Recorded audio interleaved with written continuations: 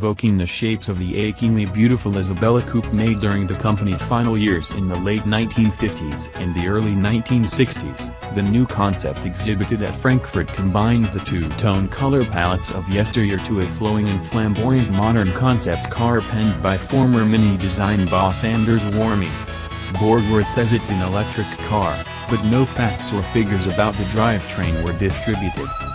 Like its 1960 inspiration, the Isabella Concept is a 2+2. Like a number of concept cars these days, the Isabella also offers pillarless entry inside its sharply designed cabin, albeit with sliding doors. There's something vaguely Porsche about its shape, while the rear also echoes the similarly reborn Alpine coupe, particularly around the rear window.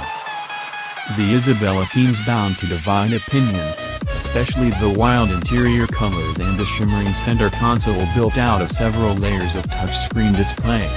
It certainly seems likely to attract the attention the reborn brand is seeking.